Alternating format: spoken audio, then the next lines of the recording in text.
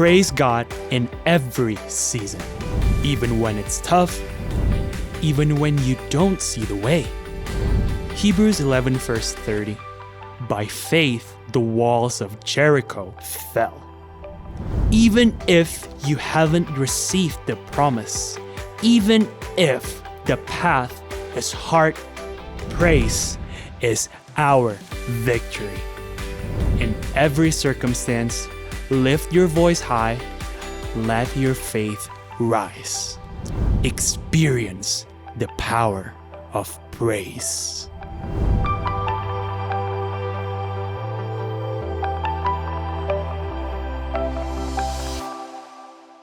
Oke, shalom. Terima kasih kesempatannya, senang banget bisa ketemu dengan teman-teman semua lagi. Udah agak lama sebenarnya ya, saya nggak ketemu teman-teman.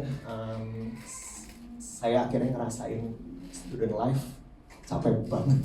Lagi banyak banget yang mesti dikerjain, data collection dan sebagainya. Tapi saya bersyukur waktu terakhir saya di tempat ini untuk sharing firman ya. Ternyata ya saya juga bersyukur udah ada beberapa kali kesempatan bawa firman di tempat ini. Tapi waktu yang terakhir saya bawa firman di tempat ini, ternyata banyak yang nanya sebenarnya. Ternyata banyak yang nanya dan pertanyaannya itu juga cukup unik-unik gitu. Dan buat saya seru juga sih sebenarnya. Dan apa yang akan saya sampaikan pada hari ini masih terkait dengan apa yang saya sampaikan waktu bulan lalu itu.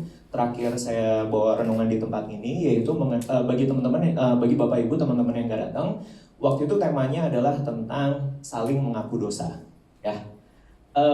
Dan ternyata ada banyak pertanyaan yang menarik. Dan hari ini apa yang akan saya bagikan masih agak terkait dengan hal tersebut, tapi katakanlah itu sebagai suatu tindak lanjutnya. Nah, ketika saya bilang sebagai tindak lanjut, artinya seperti ini. Bagi kita semua di tempat ini, barangkali yang belum sempat mempraktekkan saling mengaku dosa selama sebulan ini, khotbah hari ini bukan untuk Anda. Serius. Karena akan menjadi terlalu berbahaya. Serius, beneran. Sangat menjadi terlalu berbahaya bagi orang yang nggak biasa saling mengaku dosa, lantas mempraktekkan apa yang mau saya share hari ini. Beneran. Nah, kita lihat nanti temanya tentang apa. Tapi saya percaya bagi teman-teman sekalian yang sudah mulai atau sudah terbiasa saling mengaku dosa, apa yang akan Anda dengar hari ini akan sangat berguna. Bagi itu untuk kehidupan berkeluarga Anda, suami, istri, orang tua, anak, dengan orang-orang sekitar, baik yang saudara seiman, ya saudara seiman. Karena kalau yang beda agama mungkin beda lagi konteksnya. Baiklah, nah mari kita lihat apa yang akan kita pelajari hari ini. Oke, ini bukan judul temanya ngomong-ngomong ya. Ini hanya sebuah pertanyaan aja. Nanti saya akan kasih tahu tema hari ini apa. Tapi hari ini ada sebuah pertanyaan untuk mengawali pemberitaan firman Tuhannya, yaitu kenapa Anda ada di sini hari ini, ya. Dalam konteks, kenapa Anda ada di gereja hari ini? Kenapa Anda datang ibadah di hari Minggu? Kenapa Anda datang ke sini, ke gereja, nggak spesifik IFGF Christchurch, tapi ke gereja manapun lah. Teman-teman saudara seiman yang lain pun hari ini sedang beribadah di gerejanya masing-masing. Kenapa orang Kristen datang ke gereja? Gitu, konteks pertanyaannya ya. Nah, kalau misalnya kita mau coba tarik mundur, ketika kita semua ngomong-ngomong hanya sekedar penasaran aja, boleh tahu nggak siapa yang udah Kristen dari lahir? Boleh angkat tangan, 1, 2, 3. Oke, mayoritas ya. Kalau bagi teman-teman sekalian yang udah Kristen dari lahir, termasuk saya sendiri ya, jujur kalau misalnya ditanya kenapa datang ke gereja, terutama waktu masih kecil, kalau misalnya jawabannya, oh karena pengen ketemu Tuhan, itu bohong banget.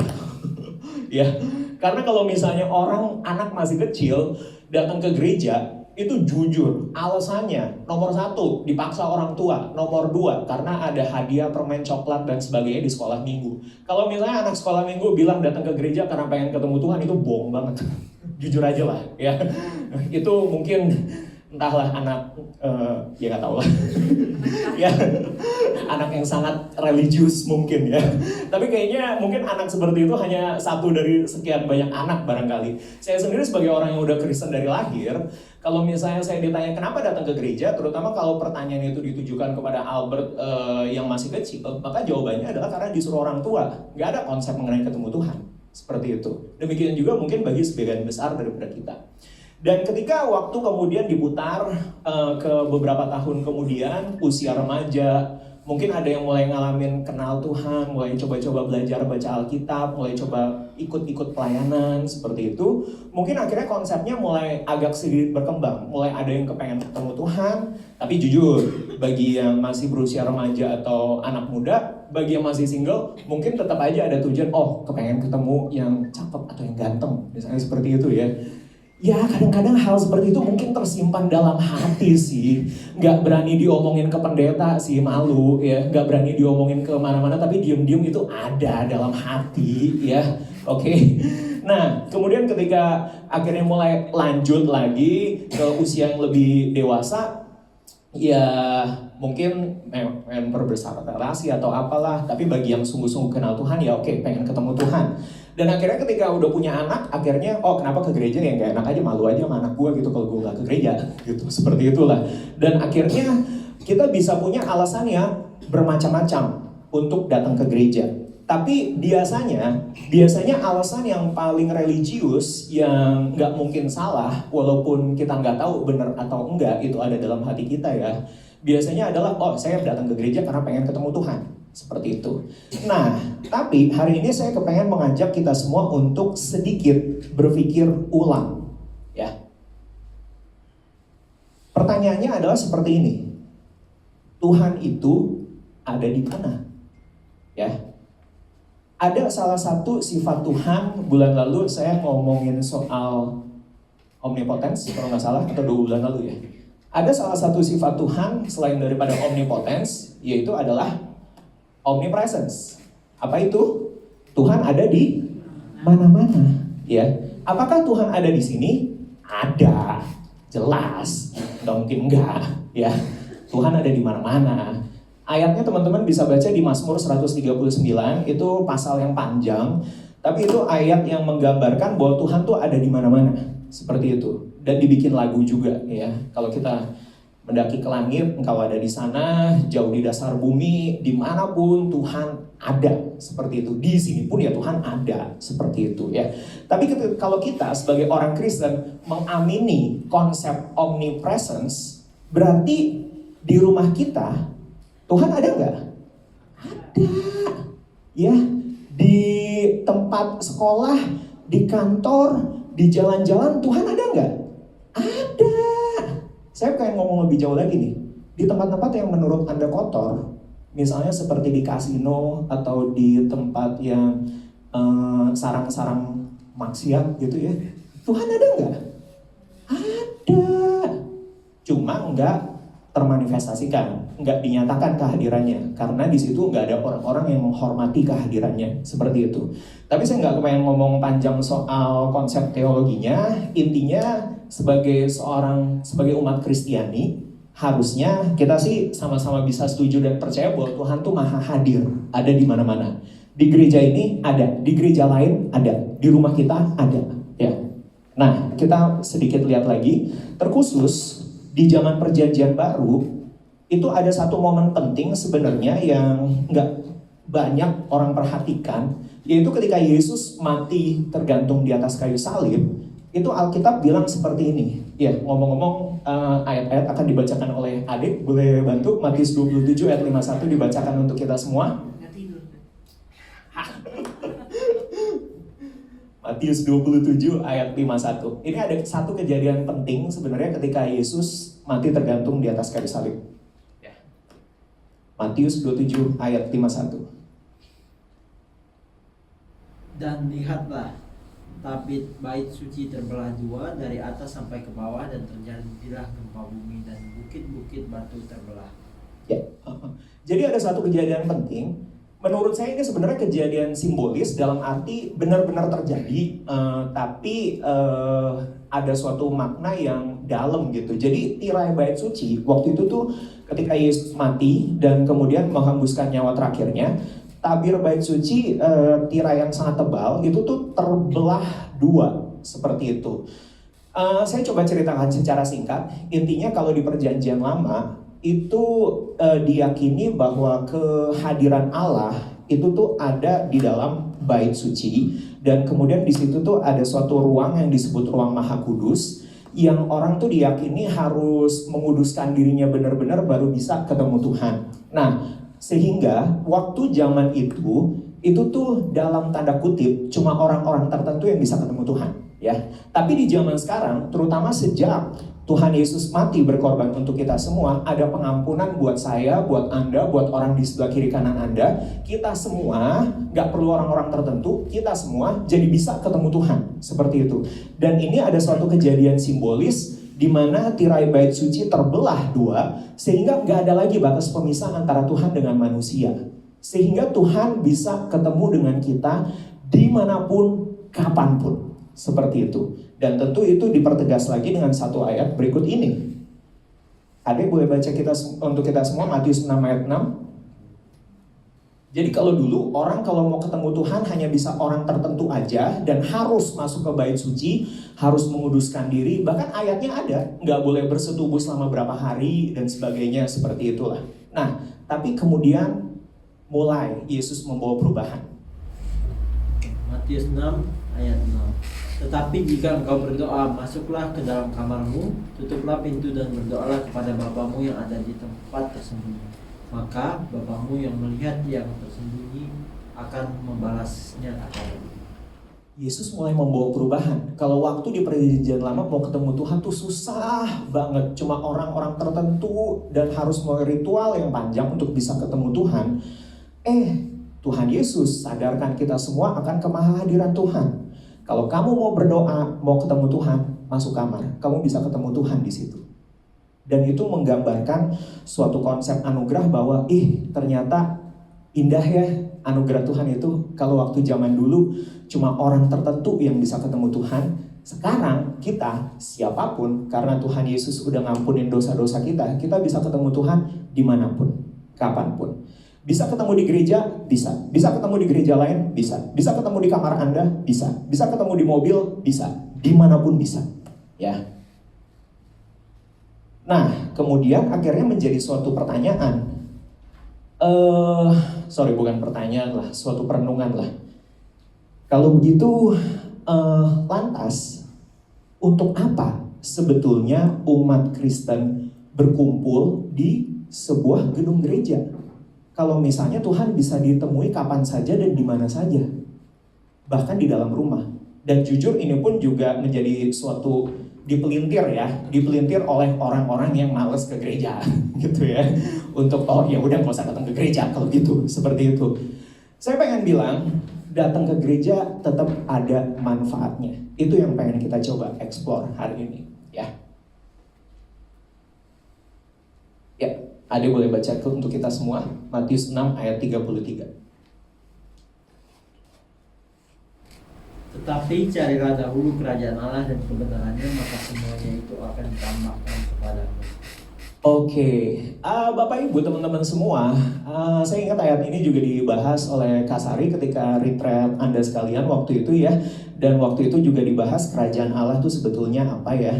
Dan ini menjadi suatu pemikiran yang harusnya tuh timbul dalam hati kita semua. Kenapa ya kok Tuhan bilang carilah kerajaan Allah? Kenapa kok Yesus nggak sesederhana bilang carilah Allah? Ya kan? Carilah kerajaan Allah. Kenapa nggak langsung aja carilah Allah? Kenapa harus cari kerajaan Allah?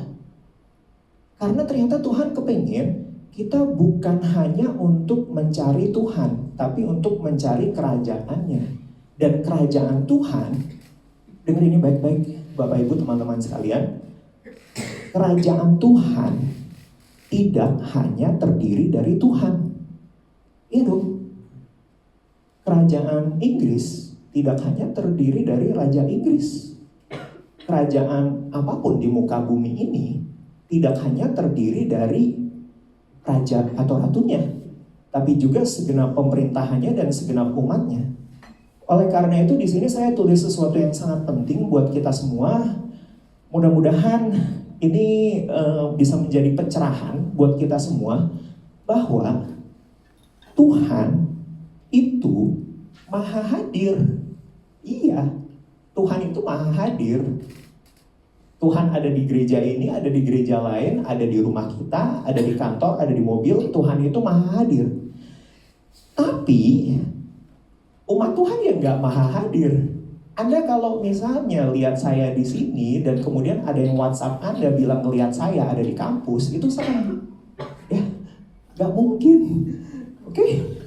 Ntar tau-tau Gerard hari ini lagi kerja, dia kemudian ntar di rumah dia bilang, "Loh, tadi bukannya kok Habrat ada di rumah?" Itu nggak mungkin, karena saya ada di sini. Kalau Anda mau ketemu saya, ya sekarang Anda bisa ketemu saya di sini. Nggak mungkin ketemu di rumah. Dan ini menjadi suatu alasan pentingnya untuk berkumpul dalam kumpulan-kumpulan ibadah, berkumpul dalam pertemuan-pertemuan di gereja, karena Tuhan itu maha hadir, tapi umatnya nggak maha hadir. Orang di kiri kanan Anda ini nggak maha hadir. Kalau misalnya mau ketemu sama dia, ya di gereja atau mungkin di luar janjian dan sebagainya. Tapi intinya Anda kan harus janjian, harus ketemu, harus menyediakan tempat dan waktu, karena tidak maha hadir. Nah, kita akan mencoba semakin memperdalam. Coba kita lihat ayat berikut ini. Dan ternyata ada satu ayat yang dengan tegas menyebutkan kenapa kita mesti kumpul ibadah. Dan ayat ini mungkin di luar dugaan kebanyakan dari Anda. Mari kita lihat sama-sama ayatnya. Biasanya kalau pengkhotbah bilang terjemahan bahasa Inggris atau terjemahan bahasa aslinya apapun itu lebih jelas gitu. Hari ini saya pengen bilang enggak. Ini terjemahan bahasa Indonesianya keren banget menurut saya. Keren banget.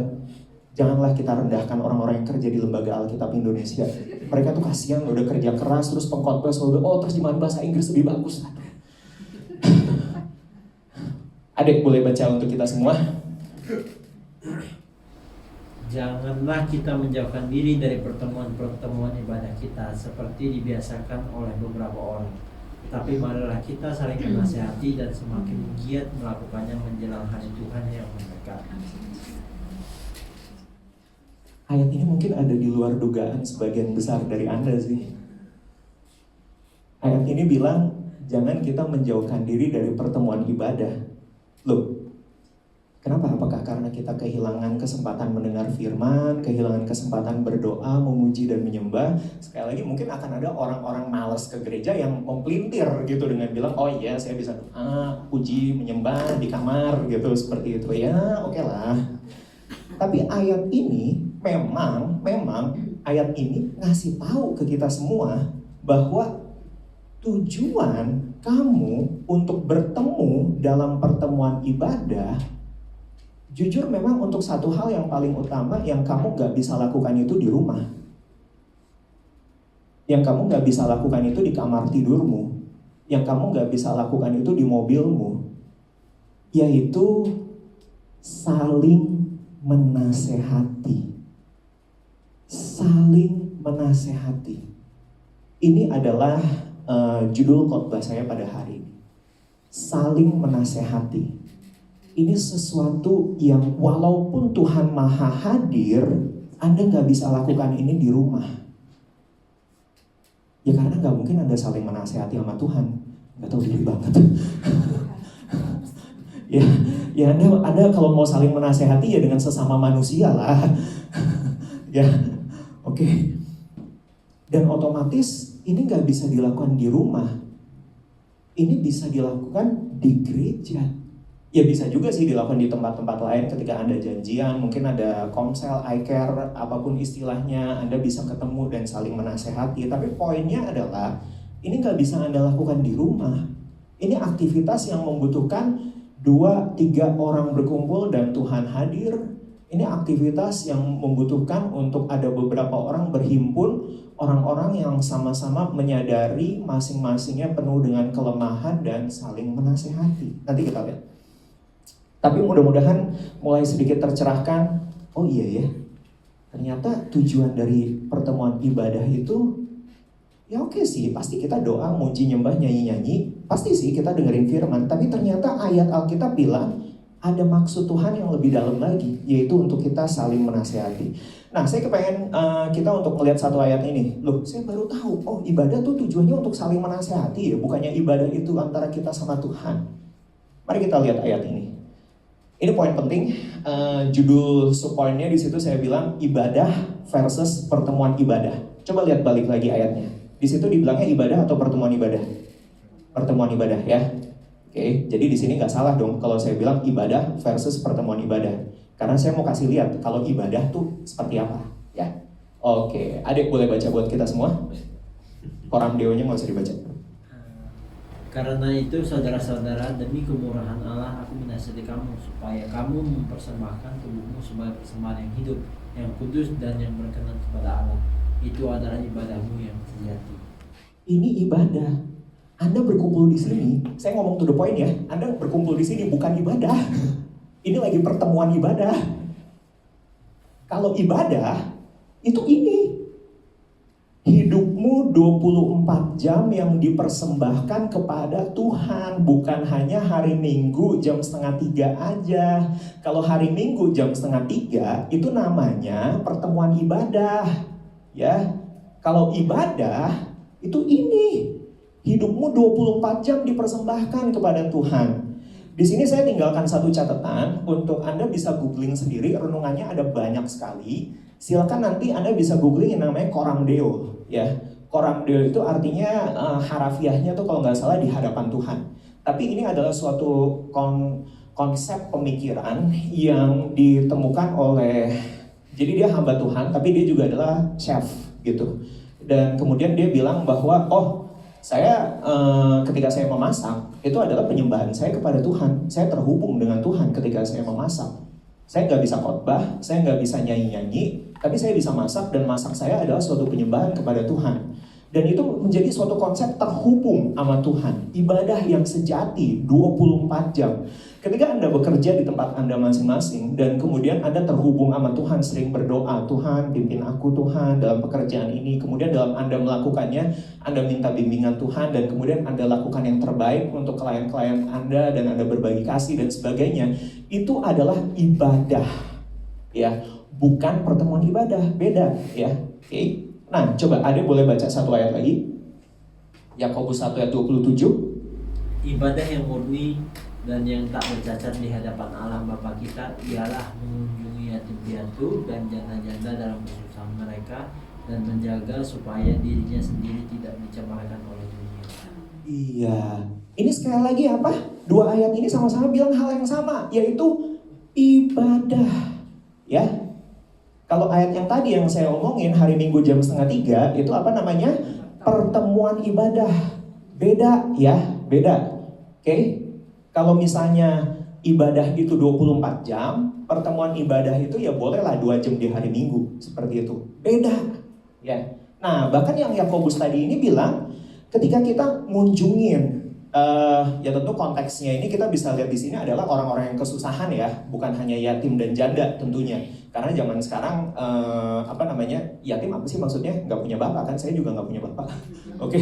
Nah kemudian ya silakan sih kalau mau ngunjungin saya sih. Cuma ya saya nggak susah-susah amat sih. Gitu. Makasih lah kalau misalnya mau ngunjungin saya. Oke. Janda yang kaya juga banyak misalnya seperti itu ya. Dan ini bukan ngomong soal kaya atau miskin lah ya.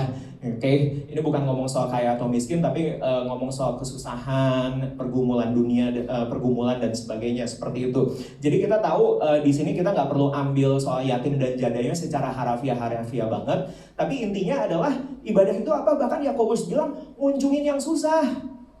Salah satu hal yang kita waktu itu di Indonesia, di gereja saya waktu itu di Indo untuk benar-benar coba kenceng dilakukan adalah ini pendeta saya mempercayakan sekian orang. Oh ya udah 30 orang seperti itu dan saya targetin tuh oh ya udah, berarti saya harus kunjungan ke mereka itu. Kalau misalnya 1 orang aja saya kunjungin dalam seminggu, berarti nggak nyampe setahun juga udah selesai tuh harusnya seperti itu. Dan akhirnya udah, saya kunjungin, saya ketemu, saya ajak ngobrol dan sebagainya. Dan saya ngerasa setiap kali kita ngobrol, mereka mulai curhat, ada praktek saling menasehati juga, saling mendoakan dan sebagainya. Itu jadi ibadah loh. Walaupun di kafe dan sebagainya, kita bisa ngerasain hadirat Tuhan loh. Nanti kita akan cerita lebih dalam soal itu. Tapi intinya, dari sini mudah-mudahan kita mulai tercerahkan ya. Oh iya ya, ibadah sama pertemuan ibadah itu beda. Yang mana yang harus dilakukan? Ya dua-duanya lah. Oke. Ibadah, hidup kita 24 jam persembahan kepada Tuhan. Pertemuan ibadah, ya ketika kita ngumpul. Seperti itu ya. Oke. Jadi kalau misalnya saya coba simpulkan dalam satu kalimat, ibadah itu adalah hidupmu dipersembahkan kepada Tuhan. Nggak peduli kapan, nggak peduli di mana. 24 jam, dimanapun. Cari renungan-renungan soal Coram Deo, itu bagus banget. Tapi itu bukan tema khotbah hari ini ya. Tema khotbah hari ini adalah soal pertemuan ibadahnya ya. Ibadah itu hidupmu 24 jam dipersembahkan kepada Tuhan. Kalau pertemuan ibadah itu adalah ketika Anda ketemu dengan sesama saudara seiman dan saling menasehati satu sama lain. Seperti itu. Nah, ini mungkin salah satu hal yang kita tuh perlu pikirkan ulang. Sebagai aktivis gereja, saya pun aktivis gereja seperti itu ya. Jujur, seiring dengan semakin modernnya dunia, gereja juga ikut mencoba menjadi modern, semakin susah untuk dalam pertemuan ibadah itu bisa ada sesi saling menasehatinya ya, jujur ya. Seperti itu, karena kebanyakan bahkan sorry to say, sedih banget, banyak pertemuan ibadah dirancang hanya seperti nonton pertunjukan aja gitu. Duduk, denger, bayar, kolektor maksudnya, pulang. Udah gitu scan lagi gitu misalnya. Jadi nggak ketahuan bayar apa enggak gitu. Udah pulang, seperti itu. Saya jujur agak kurang serak sih, seperti itu. Tapi saya juga nggak bisa apa ya istilahnya. Tentunya tiap gereja punya kebijakannya masing-masing. Siapa tahu oh ya udah hari Minggunya seperti itu, tapi di tengah-tengah minggu ada pertemuan-pertemuan kecil yang kuat saling menasihatinya, ya udah it's okay juga, bagus juga. Tapi intinya adalah seperti ini, Bapak Ibu sekalian. Pertemuan ibadah itu harusnya ada saling menasihatinya. Dan tentunya saling menasihati itu bisa menjadi indikator sebuah gereja itu sehat atau enggak. Bisa menjadi indikator gereja itu hangat atau dingin. Bisa menjadi indikator gereja itu penuh kasih atau enggak. Kalau misalnya ada saling menasihatinya atau enggak, seperti itu ya. Dan tentu di sini penting juga untuk saya sampaikan juga, saling menasihatinya itu tentang apa sih? Saling menasihatinya, kita lihat ayatnya ya, yang di belakang tadi ya. Saling menasihatinya adalah mengenai apapun yang berguna untuk menjelang kedatangan Tuhan. Ya. Saling menasihatinya adalah mengenai apapun yang berguna untuk menjelang kedatangan Tuhan. Menjelang mungkin hari kematian kita atau Tuhan Yesus datang untuk kedua kalinya. Jadi gini loh. Ya boleh nggak kalau misalnya saling menasihatinya? Jem, gue pakai skincare ini, jerawat gue berkurang loh. Ya boleh sih, tapi ya gitu. Porsinya jangan banyak-banyak amat lah. Boleh nggak sih kalau misalnya saling menasihatinya? Bro, saham ini, kripto ini, koin ini lagi naik. Ya boleh sih. Bro, apalagi tips traveling gitu. Queenstown lagi cakep sekarang, misalnya gitu. Lewat sini, jangan lewat situ, seperti. Ya boleh sih, boleh. Tapi kalau misalnya itu mendominasi seluruh pembicaraan, ya apa bedanya kita sama kumpul warga? Oke, apa bedanya kita sama arisan? Ya, bumbu-bumbu topik seperti itu sih boleh aja, ya. Tapi kita kan tahu kalau misalnya ibaratnya dalam masakan, bumbu itu kan pastinya harus sedikit atau banyak? Sedikit dong, ya nggak sih? Bayangin Anda makan nasi 4 sendok makan, kemudian karena Anda pengen seimbang dunia akhirat gitu, nasi 4 sendok makan, cabai Anda taruh 4 sendok makan juga, kan nggak benar, ya dong. Pasti yang namanya bumbu itu cuma sedikit, ya. Dan otomatis dari situ aja Anda tahu, oh kalau misalnya ini pertemuan ibadah, tapi kok yang banyak diomongin kok soal saham, tips skincare, tips traveling, makanan enak dan sebagainya, ya ini kan jadi kayak agak bertanya-tanya dong kita. Seperti itu. Dikit-dikit boleh lah, tapi menurut saya jauh lebih indah, tentunya di mata Tuhan juga, kalau misalnya narasi-narasi yang ada ketika kita bertemu di pertemuan-pertemuan ibadah itu adalah mengenai saling menasihati dan saling menguatkan menjelang kedatangan Tuhan. Bro, gimana? Kalian lagi ada ini baca Alkitab, gimana? Belajar apa dari pembacaan Alkitab yang kemarin? Oh, kemudian mungkin yang satu akan bilang, iya gue dapetin ini. Dan kemudian yang satu bilang, oh gue lupa baca, soalnya gini. Oh ayo semangat bro, semangat, ayo kita baca. Mungkin kalau misalnya bacanya kalau malam udah ngantuk di pagi hari misalnya seperti itu. Hal-hal seperti itu. Dan mungkin contoh lain lagi, iya nih gue lagi jauh dari Tuhan nih karena begini. Aduh, gue gak konsen banget untuk doa, muji, nyembah di rumah karena gue lagi berantem sama istri gue atau gue lagi berantem sama suami gue. Dan seharusnya di dalam gereja, di pertemuan ibadah bisa menjadi solusi untuk Anda sekalian bisa saling menasihati dan saling menguatkan. Itulah tujuan Anda datang ke gereja, harusnya untuk saling menasihati.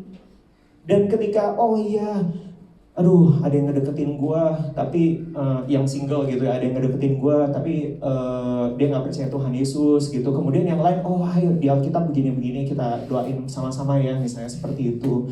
Dan masih banyak hal lain lagi yang bisa dibicarakan, apapun yang berguna untuk saling menguatkan menjelang kedatangan Tuhan Yesus. Saya mau cerita di gereja saya di Indo. Gereja kami itu gereja berukuran nggak gede-gede banget, antara 100 sampai 200 orang, tapi karena ada jemaat-jemaat yang ekonominya cukup bagus, sehingga dari kolekte dan perpuluhan dan sebagainya, keuangannya cukup baik lah gitu, seperti itu.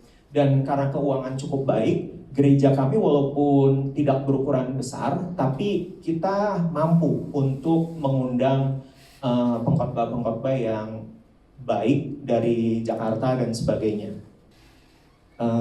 Kalian tidak berpikir kalau mengundang pendeta itu gratis kan ya? Karena pendeta kan butuh makan juga ya. Anda pikir pendeta itu kalau misalnya diundang khotbah terus ada roti jatuh dari langit ke rumahnya gitu, enggak kan? Oke, jadi saya pun juga termasuk sesekali mengorganisir karena ada pengkhotbah tamu yang dekatnya sama saya, ada pengkhotbah tamu yang dekatnya sama orang lain. Ya udah kita saling bantu lah. Kalau yang dekatnya sama saya bantu organisir. Dan intinya gereja kita punya kemampuan untuk mengundang pengkhotbah yang cukup baik. Dan kemudian setelah itu waktu berganti, kita cukup royal. Keuangan kita itu cukup royal untuk ngundangin pengkhotbah seperti itu. Dan tentu setiap dari hari Minggu demi hari Minggu ketika khotbah disampaikan, karena toh mereka emang pengkhotbah yang baik juga, ya kita merasa diberkati. Tapi sampai kemudian ada satu titik di mana kita ngerasa, ini bagi kami ya, kok rasanya ada sesuatu yang ngeganjel ya. Masa iya sih akan begitu terus pertumbuhan rohani kita itu akan mengandalkan pengkhotbah tamu yang keren. Seperti itu. Kita mulai ngerasa ini ada sesuatu yang gak benar. Bukankah seharusnya setiap anggota bisa saling menasehati? Akhirnya ketika satu rapat di gereja kami, saya mengusulkan untuk ibadah yang saya pegang, yaitu ibadah youth, itu untuk budget untuk pengkhotbah tamu dialihkan sepenuhnya untuk uang untuk perjamuan kasih. Kami sebutnya perjamuan kasih, Anda pun melakukannya sepulang ibadah itu makan bareng lah, seperti itu. Kemudian ditanya sama gembala sidang dan para majelis, oh ya udah mau dikurangin jadi berapa, seperti itu. Uang untuk pendeta tamu mau jadi berapa, uang untuk makan-makan mau berapa. Terus saya bilang uang untuk pendeta tamu jadi 0, sisanya dialihkan ke makan-makan semua. Saya bilang gitu. Dan kemudian gembala dan para majelis pun bilang, jadi nggak mau ngundang pengkhotbah tamu lagi. Saya bilang enggak, seperti itu. Dan kemudian itu sempat menjadi perdebatan. Tapi ya udah ngobrol segala macam. Akhirnya kita berjalan demikian, sehingga di satu sisi kita juga mendorong agar pengkhotbah internal semakin baik dan budgetnya bisa dialihkan untuk makan bareng. Nah, saya waktu itu sebagai orang yang bertanggung jawab di organisasi kepemudaan, saya membriefing semua setiap daripada yang udah agak senior, pemimpin komsel dan sebagainya. Hey, ini kita udah dipercaya untuk ada uang makan. Tadinya kita nggak ada makan bareng, tapi setiap minggu kita bisa ada makan bareng. Ini teknis ya, jadi tentu nggak usah ditiru, tiap gereja bisa punya caranya masing-masing. Tapi saya cuma mau sharing hati saya, ya. Nah, kemudian udah di briefing. Saya bilang kepada mereka seperti ini, kita mau praktek ayat ini tadi, bahwa pertemuan ibadah itu harus ada saling menasehatinya, harus, nggak bisa enggak. Jadi kemudian saya bilang, ini ada makanan, setiap minggu kita akan sediakan, mudah-mudahan bisa membantu. Dan saya minta untuk kita semua, para pemimpin komsel itu kayak akhir ya kalau di sini ya, itu untuk memastikan sepulang ibadah itu bisa ada diskusi sambil makan bareng, nggak usah formal-formal banget. Tapi saya kepengen kalian memastikan kalian sepulang ibadah itu ngobrol mengenai pergumulan, mengenai apa yang didapat dari khotbah, mengenai gimana hubungan pribadi sama Tuhan, seperti itu. Awal-awalnya jelas susah, nggak mudah ya. Awal-awalnya kaku, tapi lama-lama ya, jujur saya kaget sendiri loh. Biasa kan kalau orang di jamaah Tuhan itu suka ada yang nangis gitu segala macem lah ya, hal-hal seperti itu. Pas khotbah sering banget loh bisa pas khotbah itu nggak nangis, ya well saya juga nggak musingin sih sebenarnya nangis atau enggak, ini hanya untuk gambaran aja ya. Pas khotbah nggak nangis, tapi kemudian ya udah doa tutup segala macam dan kemudian makan dan kemudian duduk berkelompok, mulai ada yang cerita, iya tadi waktu khotbah aku diingetin gimana hubunganku sama orang tuaku masih buruk banget dan sebagainya gitu. Dan kemudian sambil makan nangis dan kemudian saling mendoakan. Dan saya sendiri sebagai orang yang masih ngeroh, kadang-kadang saya nggak kelihatan sebagai orang Kristen karismatik yang ngeroh, tapi percayalah saya orang Kristen karismatik yang ngeroh. Tanya aja sama Tia, saya suka berbahasa roh di mobil dan sebagainya kok. Cuma orang suka nggak percaya aja. Ya. Saya ngerasa hadirat Tuhan kenceng banget, serius, bahkan lebih kenceng daripada waktu pertemuan ibadahnya yang 2 jam. Dan kemudian ketika saling menasehati itu pun dilanjutkan di kafe, Starbucks dan sebagainya, di rumah-rumah, mulai saling menasehati. Hadirat Tuhan tuh kenceng, Tuhan hadir, Tuhan nyata. Dan oleh karena itu saya mendorong untuk kita semua, saya meyakini beginilah kehidupan gereja yang seharusnya, yaitu bahwa setiap pertemuan itu bisa ada saling menasehatinya dan Tuhan nyata banget menyalurkan kasih-Nya. Di sini saya mau tunjukkan satu slide. Ya.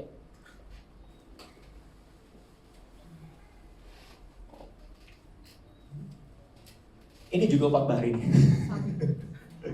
Oke, nggak bisa dibikin bahasa Inggrisnya gitu. Bahasa Inggrisnya apa? Oke, nggak tahu lah. Ya, kenapa sih semua judul khotbah tuh mesti dibikin dalam bahasa Inggris gitu? Makanya saya bilang kan tadi, inilah keindahan bahasa Indonesia. Ya, makanya ayatnya tadi saya pun menunjukkan ayat dalam bahasa Indonesia. Oke. Saat ini saya lagi khotbah. Ini bukan saling menasehati. Iya dong. Saya lagi khotbahin Anda. Saya lagi ngasih materi pengajaran. Bahkan saya nggak lagi menasehati Anda. Karena saya nggak tahu pergumulan Anda. Saya nggak tahu di antara Anda siapa yang baru diputusin, siapa yang baru ditolak cintanya, siapa yang kejebak judi online, siapa yang... Saya nggak tahu. Ini saya lagi nggak menasehati Anda, saya lagi khotbah. Ya. Oleh karena itu sesi ini sama sekali nggak bisa dibilang saling menasehati. Saya lagi khotbahin Anda. Gitu, ya. Nah, kalau misalnya mau saling menasehati, tentu itu nggak bisa dilakukan di sesi ini. Prakteklah ketika Anda nanti lagi makan, Anda ketemu, makanya pertemuan ibadah tuh bukan hanya 2 jam. Pertemuan ibadah tuh nggak bisa seperti ini aja, harus dari hari ke hari, ya. Nah, dan tentunya kalau kita bicara soal saling, kata kunci saling di sini ya, ini tuh penting banget untuk kita sadarin. Apa sih kesulitan terbesar untuk orang tuh bisa saling menasehati? Menurut saya, kesulitan terbesar untuk orang bisa saling menasehati adalah merasa lebih baik. Makanya saya bilang, tema hari ini cuma bisa dipraktekkan oleh orang yang udah mempraktekkan saling mengaku dosa yang saya sampaikan bulan lalu. Terasa terkoneksi kan semuanya jadinya? Oke? Kalau Anda nggak biasa saling mengaku dosa, kemungkinan besar Anda akan merasa keren dan gagah, lebih kudus, lebih pinter, dan akhirnya alih-alih saling menasehati, yang ada Anda akan saling menghakimi.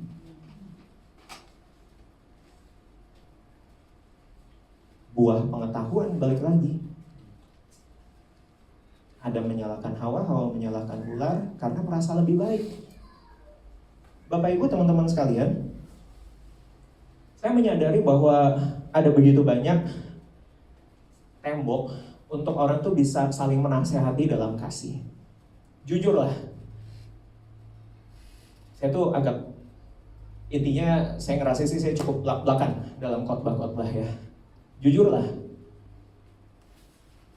akan sulit sekali dalam dunia pergerejaan orang tuh bisa terbuka untuk bisa saling menasehati dengan orang yang mungkin ada hal-hal yang dirasa lebih rendah.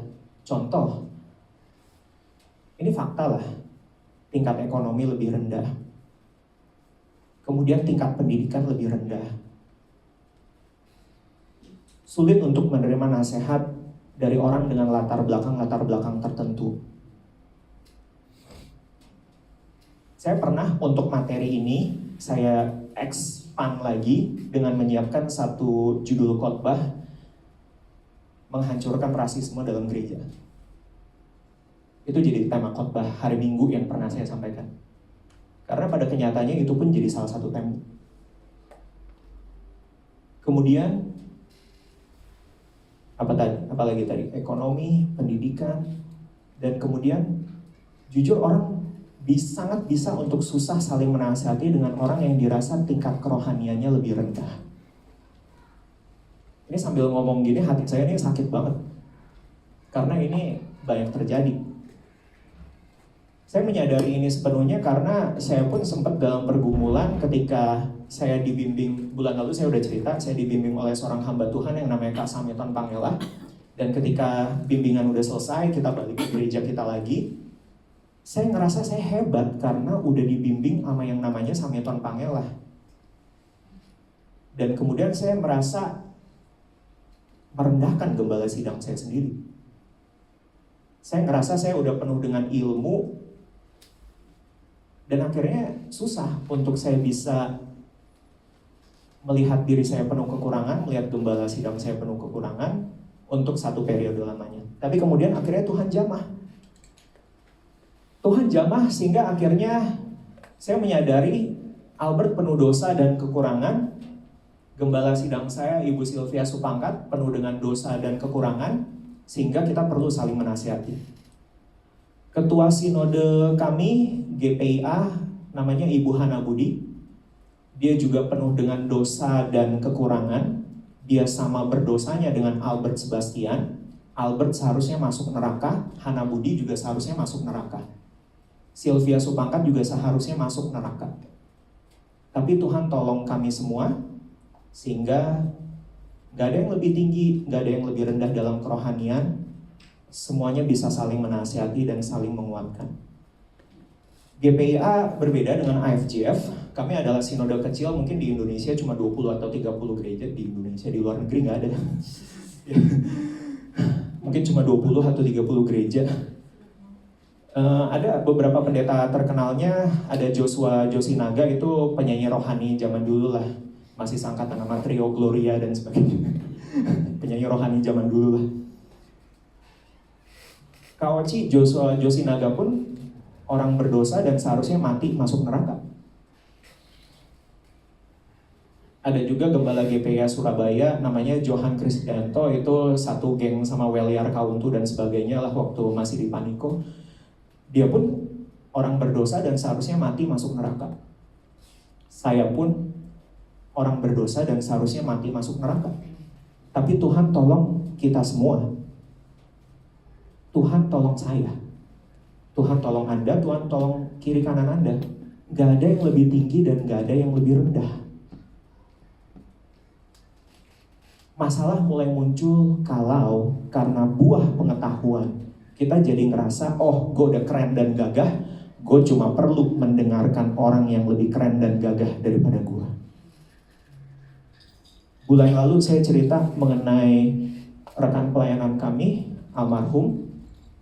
Dia homoseksual dan pekerja seks dan pemakai narkoba. Dia orang berdosa, seharusnya mati masuk neraka, tapi hari ini saya pengen bilang Albert Sebastian gak lebih baik daripada dia. Dan saya sayang dia, dan dia sayang saya. Masalah mulai muncul kalau kita berpikir kita cuma perlu mendengarkan orang-orang tertentu yang lebih keren dan gagah daripada kita yang udah keren dan gagah ini. Pada kenyataannya kita semua berdosa dan seharusnya mati masuk neraka. Tapi Tuhan tolong, sehingga sesama orang berdosa kita bisa untuk saling menasihati dan saling menguatkan. Lukas 18 ayat 9-13. Adik boleh baca untuk kita semua. Saya akan jadikan ini ayat terakhir. Lukas 18 ayat 9 sampai 13. Dan kepada beberapa orang yang menganggap dirinya benar dan memandang rendah semua orang lain, Yesus mengatakan perumpamaan ini. Ada dua orang pergi ke bait Allah untuk berdoa. Yang seorang adalah Farisi dan yang lain pungut cukai. Orang Farisi itu berdiri dan berdoa dalam hatinya begini, Ya Allah, aku mengucap syukur kepadamu karena aku tidak sama seperti semua orang lain, bukan perampok, bukan orang alim, bukan berzina, dan bukan juga seperti pemungut cukai ini. Aku berpuasa 2 kali seminggu, aku memberikan 1/10 dari segala penghasilanku. Tetapi pemungut cukai itu berdiri jauh-jauh, bahkan ia tidak berani menengadah ke langit, melainkan ia memukul diri dan berkata, Ya Allah, kasihanilah aku orang yang berdosa ini. Marilah kita menjadi seperti si pemungut cukai ini ya. Jangan seperti si orang Farisi ini. Bahkan Tuhan Yesus secara spesifik bilang, hey, ayat ini adalah untuk kamu yang merasa diri kamu benar. Biarlah kita semua menyadari, oh saya butuh belas kasihan Tuhan loh. Orang di kiri kanan saya juga butuh belas kasihan Tuhan. Yuk saling menguatkan, kita punya kelemahannya masing-masing. Mungkin ada yang punya kelemahan masalah uang. Ayo kita nasihati dengan ayat-ayat tentang uang, dengan cara yang baik tentunya. dan ada orang yang punya masalah tentang perzinahan barangkali, ayo kita saling menasihati dengan cara yang baik dan dengan hati yang tulus tentunya mengenai ayat-ayat tentang hidup kudus dan sebagainya. Saya lupa, saya pikir ini tetap penting untuk saya sampaikan, tapi boleh mulai inisial siap-siap main keyboard. Oke. Menurut saya ini penting sih, kelupaan, sorry. Ayat ini terkenal dan biasa menjadi dasar legalistik untuk orang-orang biasa saling menghakimi biasanya. Tapi hari ini saya akan mencoba membantu kita semua untuk tersadar akan makna yang sebenarnya dari ayat ini. Adik boleh baca Matius 18 ayat 15 sampai 17. Apabila saudaramu berbuat dosa, tegurlah dia di bawah 4 mata. Jika ia mendengarkan nasihatmu, engkau telah mendapatkan jalan. Jika ia tidak mendengarkan engkau, bawalah seorang atau 2 orang lagi, supaya atas keterangan 2 atau 3 orang saksi perkara itu tidak disangsikan. Jika ia tidak mau mendengarkan mereka, sampaikanlah soalnya kepada jemaat. Dan jika ia tidak mau juga mendengarkan jemaat, pandanglah dia sebagai orang yang tidak mengenal Allah atau seorang pungut cukai. Ayat ini biasa menjadi dasar legalistik untuk orang-orang itu alih-alih saling menasihati, malah jadi saling menghakimi di dalam gereja. Karena kan dibilangnya gini, oh kalau ada yang salah, tegur 4 mata. Oke, udah beres, 4 mata udah gitu. Kemudian lanjutannya bilang apa? Ajak 1 atau 2 orang gitu. Oke, kalau lu nggak percaya sama gue, ayo kita ajak lagi orang lain biar ketahuan siapa yang benar, lu atau gue gitu. Mulai terasa aneh nggak sih? Mulai terasa nggak sesuai nggak sih sama kasih agape? Mulai terasa kayak buah pengetahuan nggak sih? Nah, kemudian lanjut. Oke, lu nggak mau dengar juga, ini udah ada 1-2 orang padahal. Ayo kita rame-rame dengan satu gereja seperti itu. Makin terasa aneh nggak sih? Dan kemudian ayat terakhir bilang seperti ini.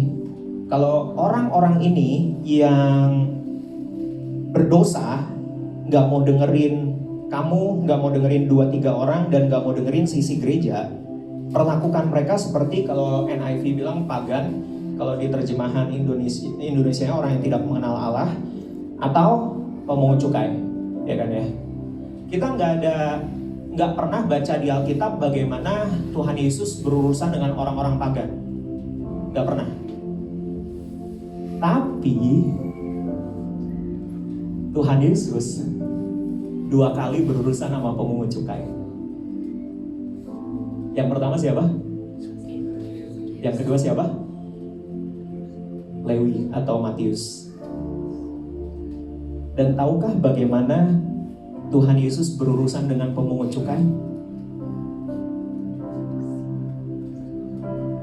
Diajak makan. Diajak makan. Gak ada penghakiman, gak ada penghukuman, gak ada kebencian. Diajak makan. Kita berpikir bahwa ya udah, perlakukan dia seperti orang yang tidak mengenal Tuhan atau pemungut cukai, benci, jauhin, bakar, salibkan. Gimana Tuhan Yesus bersikap terhadap pemungut cukai? Diajak makan. Ada kasih. Bahkan sampai orang-orang lain pada bingung. Tuhan, baca ayatnya di Alkitab, respon orang-orang ketika Tuhan Yesus ngajak makan Lewi, dan respon orang-orang ketika Tuhan Yesus ngajak makan Zakeus sama persis. Kalimatnya sama persis. Ketika Tuhan Yesus ngajak Lewi makan bareng, orang-orang pada bilang, kenapa Tuhan Yesus makan sama orang berdosa?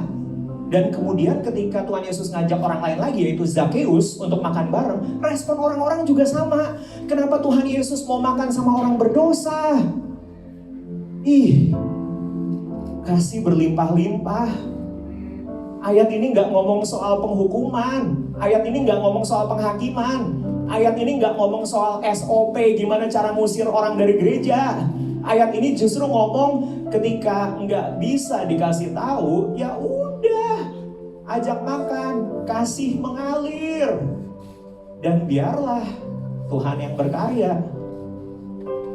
Sering banget kita berpikir kita begitu berkuasa dan hebatnya sehingga mampu merubah orang.